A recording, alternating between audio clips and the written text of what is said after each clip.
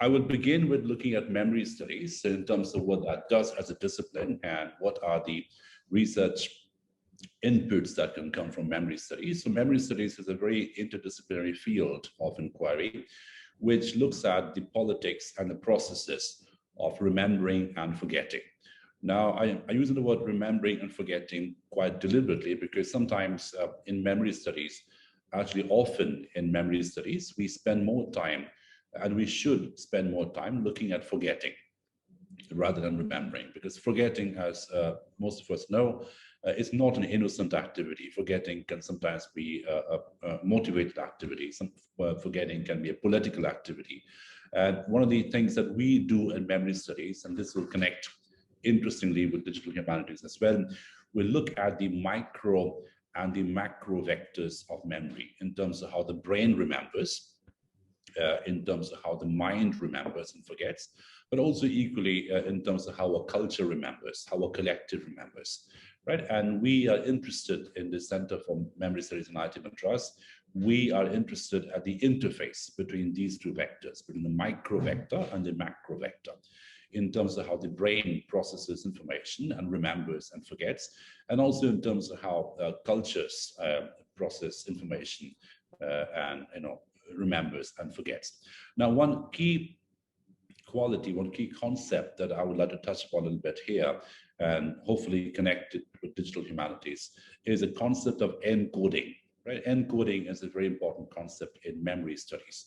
Very broadly speaking, memory takes place through three different processes: encoding, consolidation, and retrieval.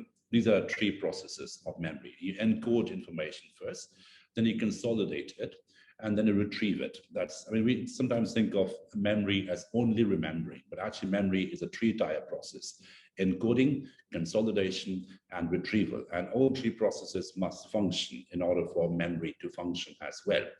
Now, so what we're essentially looking at is memory not so much as a noun, but memory as a verb, memory as an activity. It's like gender. It's like, in terms of how Judith Butler looks at gender as an activity, gender as a verb. So we are also interested in terms of looking at memory as an activity, as a process of encoding, retrieval, and consolidation. Now, depending on the extent of retrieval, depending on the strength of consolidation, some memories become short-term memories, some memories become long-term memories in terms of how the consolidation happens. Now, let me focus a little bit on the first process, encoding. What is encoding? So, and here again, we are looking at the interface between the brain model of memory and the cultural model of memory, because every brain, every human mind encodes information, right? So encoding is a process through which experience becomes a neural pattern. So you experience something, and then that becomes a neural pattern, engram, it's technically called, in your brain. And of course, that may or may not become the memory, right? But that's the first process, encoding. In other words, encoding is giving a pattern to experience. Very conceptually speaking, it's like giving a pattern to experience. And this is where I think the interface or the collaboration with digital humanities will begin to happen, right? In terms of how we can give pattern to experiences. And of course, the patterns will differ from person to person, as a result of which, for instance, all of us in this room, we can be in the same event at the same time, and yet we can have very different memories of the same event, depending on what we encoded. Now, one thing that I should say at the very outset, and this is something which we are very interested in, those of us in literary studies, why are we interested in memory studies at all, is because encoding, or the very process of memory, is a very biased process, right? So the brain is hardwired to be biased, right? So the human brain is a biased machine, it's a biased neural machine. So bias is something which is embedded in the brain. Now, we have different kinds of biases: cognitive biases, color biases, emotion biases, etc. And of course, that bias will shape the process of encoding, right? In terms of what subject A will remember will be different from subject B will remember. The same event will be remembered differently by different subjects, depending on the biases, right? So bias is something which is very, very intrinsic in the human brain. Now, when we talk about memory in these terms, we need to also understand that and this is the interesting bit in memory studies, that is, when we look at memory as an activity, as I just described, encoding, consolidation, retrieval, etc. The process of encoding, ontologically speaking, in terms of how it happens, has erasure built inside it. In other words, encoding and erasure happen simultaneously. So when you're encoding a certain experience into a neural pattern, you're also leaving out some bits of that experience, right? So when you encode something into a pattern, you also leave out certain bits from that particular experience. In other words, if we are to remember something, we must be able to forget something. Now, this is where it begins to become interesting. This is where forgetting becomes not a passive thing, forgetting becomes an active thing. In other words, forgetting becomes a part of remembering in a certain sense. And that's something which we increasingly know from neuroscience, from philosophers of mind, culture theorists, etc., that forgetting and remembering go hand in hand. Every act of remembering, every act of memory has simultaneously an act of erasure, an act of forgetting. We must be able to forget. The human brain must be able to forget, right? In fact, there are some interesting case studies of people who cannot forget. They literally remember everything. And that is seen as a problem in neuroscience. That is seen as a pathology in neuroscience, that they can't process information. They have to store information without processing it. So the very processing of information is also a filtration of information. And that filtration of information must erase certain information as well, right? In other words, erasure and encoding happen simultaneously. Remembering and unremembering, remembering and forgetting happen simultaneously. Now, mind you, this doesn't stop only at the brain, right? This also operates at a collective level. Every culture, every nation, every history will have certain events, will have certain incidents, will have certain emotions, which it will keep commemorating, right? Through museums, through memorials, different kinds of things. But equally, every culture, every nation, every history would have certain events it would want to forget, right? So forgetting sometimes becomes, again, a process of production. Forgetting is produced, right? So you forget something deliberately. So I'll just give you one example, and this is the point where I sort of make the connection with digital humanities as well. And this is an anecdotal thing. This is something which happened to me, so this is experiential as well. And I guess the seeds of my research and memory studies were born at that particular moment. This is when I was in my PhD in Durham. So I think this might be familiar to some of you who have attended my sessions earlier, but I'll still say it. So I had a friend, white British person, very liberal, very critical of imperialism, very well-read, very well-traveled, much more well-read, more well-traveled than I am. So he wanted to see an Indian film, a Bollywood film. So I sort of picked a film randomly, and we started watching this film, which I'm sure is familiar to most of you, Rang De Basanti. I think it's a very popular film. It was released around 2006, I think, and I'm hoping most of you have seen it. So we started watching it together, this white British person and me, and we were housemates as well in Durham. And he was enjoying it till that point where those of you who remember the film would know the Jallianwala massacre is shown in that film, right? The Amritsar massacre is shown in the film in black and white. It's like a very grotesque event, and it's slow down. It's technically a very good film. Those of you who've seen it would know. In terms of cinematography, editing is very good. So it was shown as a very grotesque event, as it was, of course, in the history of imperial history. And this friend of mine, who's otherwise very liberal, very open, very critical of imperialism, I should say, again, got very, very uneasy, got increasingly uneasy. And at one point, he sort of got off and said that, just pause this for a moment. And then he said, can I ask you something? I mean, I know the empire was a terrible thing. I'm very ashamed of it as a white British person, etc. But this event at Amritsar, did it actually take place? This Jallianwala Bagh massacre, did it actually take place? And this is my turn to be surprised. I said, I mean, are you really asking me that question? And someone as well-read as you are, as well-traveled as you are, you don't know this happened, Jallianwala Bagh massacre. You're such a well-read person. He said, I had no idea until I watched this film. I had absolutely no idea this massacre took place. And I said, why? And he said that I never knew it because this is not taught to us in our history books, right? If you grow up in England, if you read history books as an English person, you get to hear about Winston Churchill, William Shakespeare, Nelson, all the lovely, glorious heroes of England. There's not a single chapter in British history which talks about imperialism, right? There's not a single chapter which talks about empire. And that was a moment of epiphany for me, I think. This is way back. But that got me thinking that maybe forgetting is a very political thing. Maybe forgetting is not an innocent thing in terms of what a nation, what a collective, what an identity will choose to forget, right? Because if the British history will choose to remember Jallianwala Bagh, that doesn't bring a lot of glory to the history, right? So it'll talk about Winston Churchill, it'll talk about the Second World War, it'll talk about the evil Nazis in Germany, etc. But it'll not talk about the evil that the British Empire did in India. And I'll just give you one more example in terms of forgetting. And this is closer to home. One of the things which we face a problem in memory studies, and let's be open about it, that the moment you say you do memory studies, the automatic assumption that most people have, especially in the West, is that this must be about the Holocaust, right? This must be about the Second World War. This must be about, the Holocaust must feature in memory studies. And that's an automatic assumption that most people have, especially the Western academics have. Now, of course, the Holocaust was a brutal incident, and it was a terrible tragedy, one of the worst experiences in human history. We all know that. And I don't discount the fact that Holocaust studies should go on. I mean, of course, it should go on. We can always do more and more research on the Holocaust. But let me ask you a question over here. Around the same time when the Holocaust was happening, around the same time where this terrible tragedy that happened to the Jews was taking place in Auschwitz, etc., something very similar was happening in India. And in terms of statistics, more people got killed in Bengal at that time, right? Exactly at the same time. And it was, again, it's seen as a catastrophe, but it was a man-made catastrophe. It was an engineered catastrophe. How many of us know that? Even in Bengal, I come from Calcutta. Even in Bengal, if you talk to a generation, let's say today, a millennia from Calcutta, no one knows about it.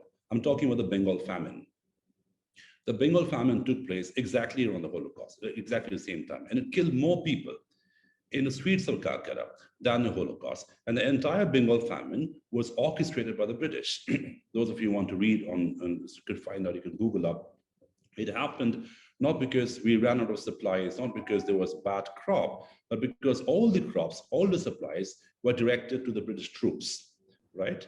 It was all siphoned off to the British troops just to feed the British troops who were fighting the Second World War, as a result of which there was nothing left. So the Bengal farmers began to die, and there are documents, there are photographs of people, dead bodies being pecked by vultures in the streets of Calcutta, literally in the streets of Calcutta, right? And the great Winston Churchill, who won a Nobel Prize for Peace and who was one of the great war heroes of Britain, when he was informed about the Bengal famine, when some British people said we should release some crops, people are dying on the streets. The great Winston Churchill's response was, if it is so bad, how come Gandhi is still alive? Let Gandhi die first, and then we'll release the crops. Nobody knows about this. It is not studied in Britain. It is not studied so much in India as it should be. So the point I'm trying to sort of corroborate over here is, when we look at memory and forgetting, these are not innocent activities. These are mediated activities. And this is how I'm going to connect to digital humanities now. Memory is a mediated activity. It must happen through a certain mediation. Right? It must happen through certain technology, certain circulation, certain ways of dissemination. And this is where digital humanities can come in a very, very crucial way in terms of what memories get circulated, what memories get disseminated, how would these memories getting disseminated, what is the technology through which memories can be disseminated. Now, very broadly speaking, memory can be seen in two different ways. One is the emergent quality of memory. It emerges from somewhere, from the brain, from emotions, from consciousness, etc. But the other more important thing, especially for digital humanities, is how memory has a connective quality. It must connect to what is around it.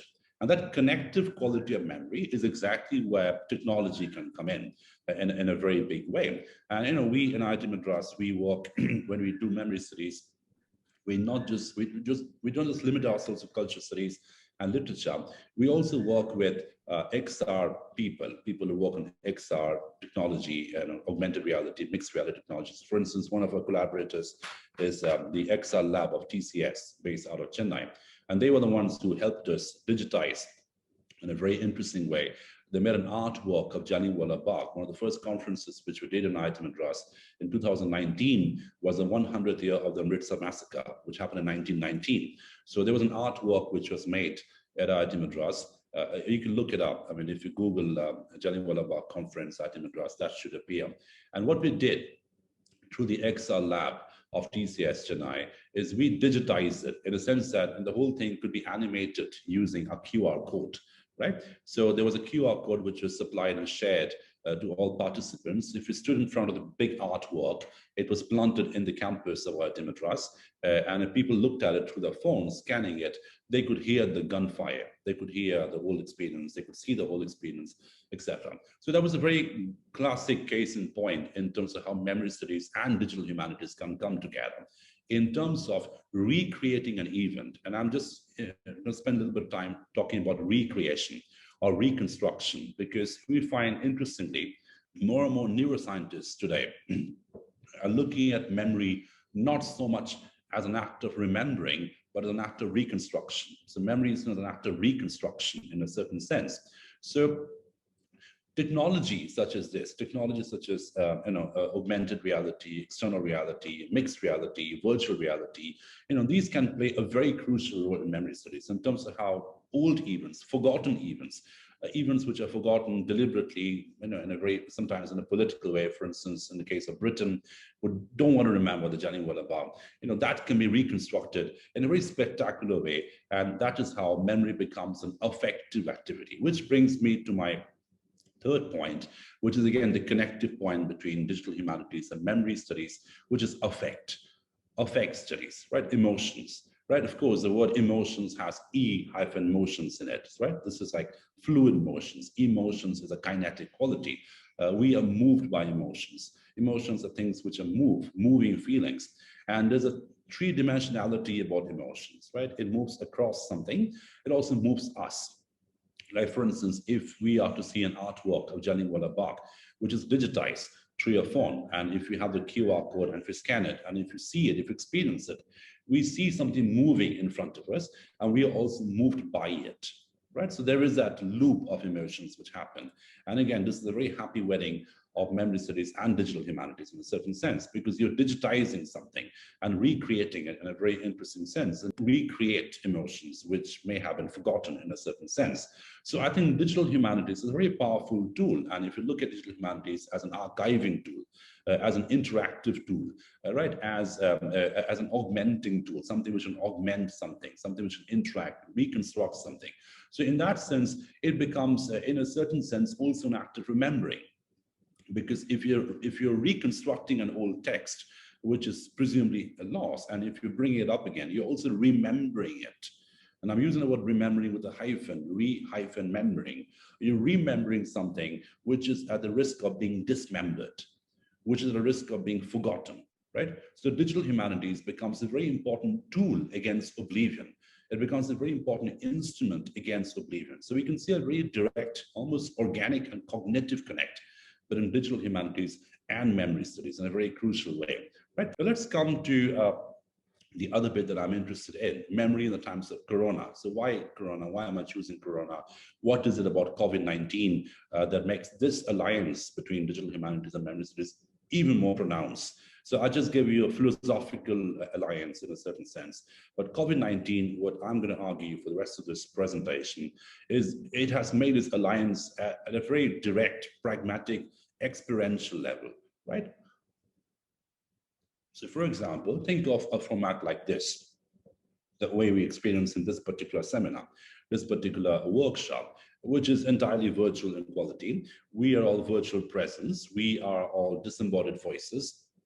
We have a projected persona on screen in terms of the images. And of course, we make our emotions, we exchange emotions, etc. And of course, what we're doing together is we're creating an event, which will hopefully be remembered in time, right? But the whole point is what we're experiencing at this particular point in time is a very fluid sense of space and time.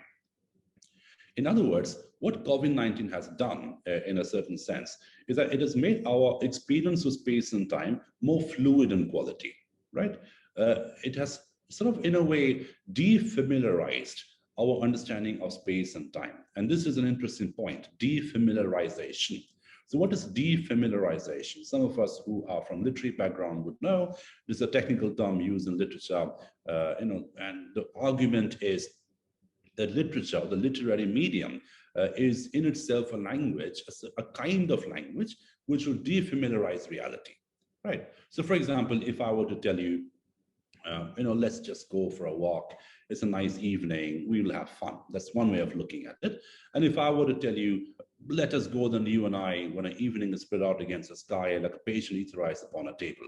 Now, at the level of information, I'm telling you the same thing. But what I'm doing is, in the second language, in the second medium, I'm defamiliarizing the language. I'm making it rhyme. I'm playing with the syntax.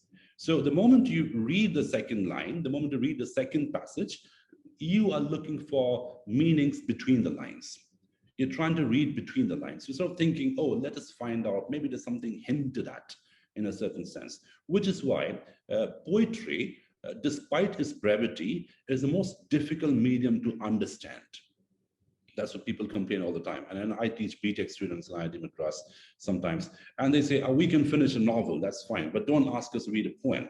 Poems are more difficult to understand, not because they don't know the meanings of words. What they struggle with is the arrangement of words, right?